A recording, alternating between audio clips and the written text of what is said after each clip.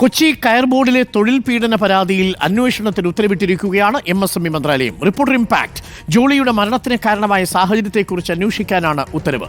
15 ദിവസത്തിനകം റിപ്പോർട്ട് സമർപ്പിക്കാൻ 3-അംഗ കമ്മിറ്റിക്ക് നിർദ്ദേശം നൽകിയിരിക്കുന്നു. ഈ വാർത്ത പുറത്തെത്തിച്ചത് ലെബി സജീന്ദ്രനാണ്. ലെബി സജീന്ദ്രൻ നമുക്കൊപ്പം ചേരുന്നു. ലെബി, ഇന്നലെ നമ്മൾ ഈ വാർത്ത പുറത്തു വിടുമ്പോൾ പോലും അന്വേഷണത്തിന് ഇങ്ങനെയൊരു നിർദ്ദേശം ഉണ്ടായിരുന്നില്ല. വാർത്ത പുറത്തു വന്നു, പക്ഷേ ജോളിയുടെ മരണം റിപ്പോർട്ട് ചെയ്യേണ്ടി വരുന്നൊരു സാഹചര്യമുണ്ടായി. ഇത്തരത്തിലൊരു നടപടിക്ക് അന്വേഷണത്തിന് വേണ്ടിയിട്ട് ഉത്തരവ് ഇടാൻ പോലും. എന്നാലും 3-അംഗ കമ്മിറ്റിക്കാണ് ഇപ്പോൾ നിർദ്ദേശം നൽകിയിരിക്കുന്നതെന്നാണ് അറിയാൻ കഴിയുന്നത്. എന്താണ് കൂടുതൽ വിവരങ്ങൾ, ലിബി? ഡോക്ടർ അരുൺ, ഇന്നലെ ഈ ജോളിയുടെ മരണവാർത്ത വന്നു. ഇത് വിവാദമായതിനെ തുടർന്ന് മാത്രമാണ് ഇത്തരത്തിൽ ഒരു ഇടപെടൽ MSME മന്ത്രാലയത്തിൻ്റെ ഭാഗത്ത് നിന്ന് വന്നിട്ടുള്ളത്. ഇതിനു മുമ്പ് ജോളി പലവട്ടം ഈ തൊഴിൽ മന്ത്രാലയത്തെയും MSME മന്ത്രാലയത്തെയും ഒക്കെ സമീപിച്ചിട്ടുള്ളതാണ്. അന്നൊന്നും നീതി ലഭിച്ചിട്ടില്ല എന്നുള്ളൊരു വസ്തുത ഇവിടെ നിലനിൽക്കുന്നുണ്ട്. എങ്കിലും ഇപ്പോൾ ഈ കയർ ബോർഡിൻ്റെ ഇത്രയും ക്രൂരമായ ഒരു നിലപാടിനെതിരെ, സമീപനത്തിനെതിരെ ഇപ്പോൾ മന്ത്രിതല ഒരു ഇടപെടൽ ഉണ്ടായിരിക്കുകയാണ്. മന്ത്രാലയത്തിൽ നിന്ന് വന്നിരിക്കുന്ന നിർദ്ദേശം ഇത്തരത്തിലാണ്. 15 ദിവസത്തിനുള്ളിൽ അന്വേഷിച്ച് റിപ്പോർട്ട് സമർപ്പിക്കേണ്ടതുണ്ട്.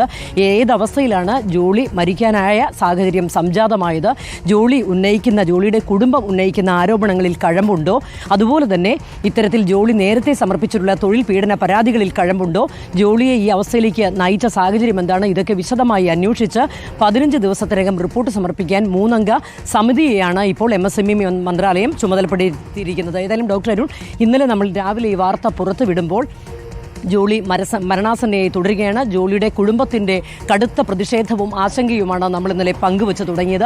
അതിനെ തുടർന്നാണ് ഇന്നലെ കയർ ബോർഡിൽ ഉച്ചയോടുകൂടി കയർ ബോർഡ് എംപ്ലോയീസ് യൂണിയൻ പ്രതിഷേധവുമായി എത്തിയത്. അതും നമ്മൾ ഇന്നലെ സംപ്രേഷണം ചെയ്തിരുന്നു.